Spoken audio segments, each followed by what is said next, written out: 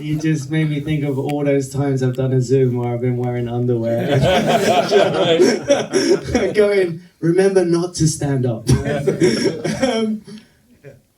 I mean, when did you, auditioning is hard. You've decided maybe you want to try and become an actor. When did you think, maybe it could be a job? Maybe it could be something I could do for a living? I probably after a couple years of doing a ton of theater where I grew up, I'd finished school and I still continued to do a lot of theater. And I know I didn't want to continue schooling because I was definitely very focused on being an actor. But at some point I had to go make it a job and give it an attempt. Because I lived in Northern California and LA was in the South. So I was the firstborn child and first one to kind of leave the nest. So I went down to LA and on my own to figure out how to make it a real job. So. What did that involve? Did you do other jobs before? I went down with a job as a makeup artist for Lancome Cosmetics. Oh, wow. And it was a great gig because I was an artist and, I don't know this whole psychology about makeup and beauty and where it comes from and all that. So it was a great gig because I only had to work like Friday and Saturdays in a week and then keep my weeks free to go audition. Fun.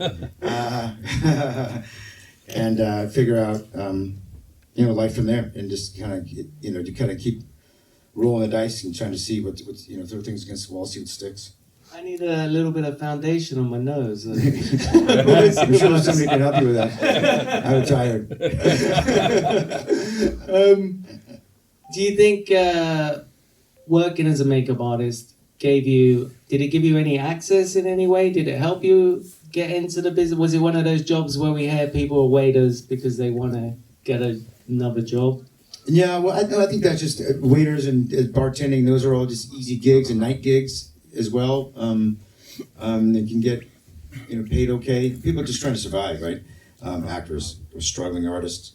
But to me, it was. I kept it very separate, even though there's makeup artists in the industry. I definitely didn't want to be known as a makeup artist in the industry. I came down to LA to be an actor and focus on that. Very driven, very focused, and I didn't want to be seen as anything else. So I kept that very privately quiet. You mentioned that you first did some theater work. What was the stage performances, and did you have to act differently on the stage? Did you have to relearn when you wanted to go before camera? Yeah, there's a big difference between stage and film acting for sure. I started on the stage, so that's what I knew. So going from stage 2 to camera was a bit different. I had to obviously make things smaller and do a lot less. Power of your vocal, all different things are kind of it's different that way. I love both mediums. But I like the intricacies and the delicacies of film and the little things you can do to tell a whole lot. And what was your first job? Oh, let me see. Well, the first play I did was The Scarecrow and the Wizard of Oz. And then I did a bunch of plays after that. And the first time on camera I got paid was actually the lead in a National Lampoon Senior Trip movie. And that was a great first gig because most of the time, we're just doing I'm the guy in the background waving or something. So it was really cool. I went down to LA actually with three very specific goals. And it was to be in a movie and not a TV show or anything else or a commercial or nothing. To be in a movie that was big enough that would be playing in my small town that I grew up in. Because Modesto, California, yeah. And we didn't get here, so I didn't get all the movies there. And then to be in a role that was big enough that I didn't have to tell my parents, what role I was in. So, and I got that all in that first job, which is great. But then I had to figure and recalibrate, what do I want to now sort of achieve after that. And I struggled my butt off for the next decade, but at least I was working. I was working as an actor. There's something kind of nice to say about that. Even though I was starving. I was eating like $5 a month. I had no electricity or running water. But at least I was a working actor. That takes a lot of drive to give up sort of let's call them cosmetic pleasures of life. But giving up electricity and food, that's a whole different thing. But it's not a sacrifice really if you're doing what you love to do. If there's something that I didn't want to do, like with most people's jobs, they don't really want to do it. See, I would do mine for free if I could, you know. But Don't say that in we live public. in a capitalist society. We live in a capitalist society, so it doesn't work that way. So yeah, I need a check. But the idea, the drive of how and why, and the fuel behind why I do what I do is always the sacrifice is easy because that always comes. There's always a price tag for something that you want, do need in your life. So giving up, you know, that for a moment, at least I was trying to achieve. I was happy at least trying to achieve what I wanted to do in my life, and that knowing that at a very young age was gold, and I knew it, and I was very lucky to have that. And a lot of people still struggle in the 50s trying to figure out what they want to do with their life, and that's fine. There's nothing wrong with that.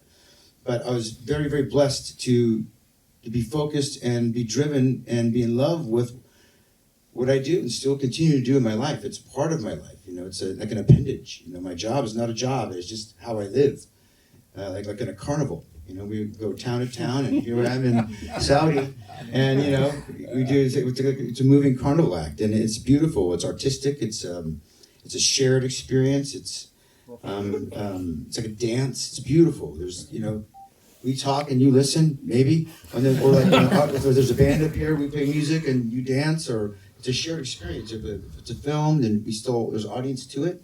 Otherwise, it's just images on a screen. There's got to be an audience. It takes two for that to coexist, right? Like a truth and a lie, they have to coexist. Otherwise, neither exist. Otherwise, everything would just be true. So there's such a beauty in that clarity I had to sacrifice not having running water, back to that, or power, or eating on $5 a month.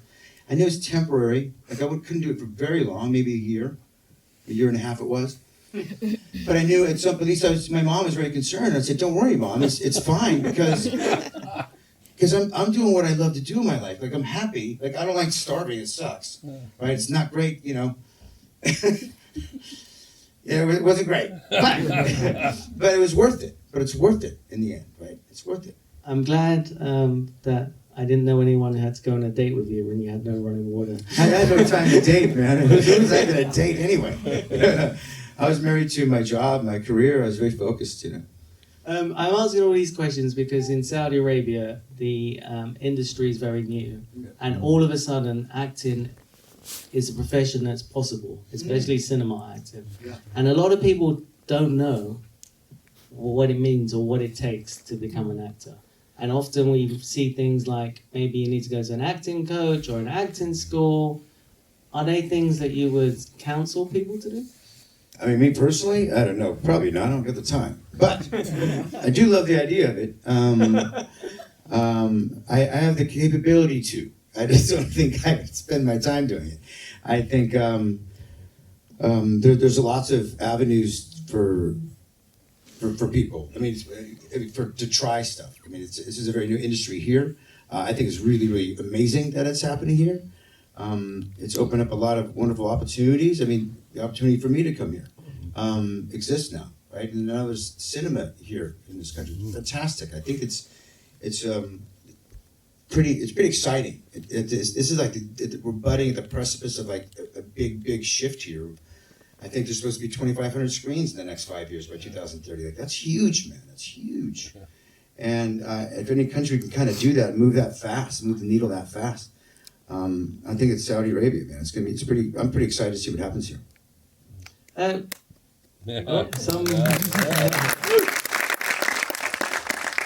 We're very excited as well by the possibilities. What's it like? You talked about the unusual on tape to send your tape in as an audition. You lose some of that connection. What's it like to meet a director when you want them to give you a role? I don't have to say, I'm a different dude, man. I sort of, my attitude's already like, I dare you not to cast me. You know what I mean? It's I'm more like right now, nowadays it's sort of, it's a partner you work with, right? So first question I ask any director is, now it's like, hey, can I have this job? It's like, do I want to do this job with you? So I'm casting this person, this director, or who am I going to be in business with? That's how I look at it.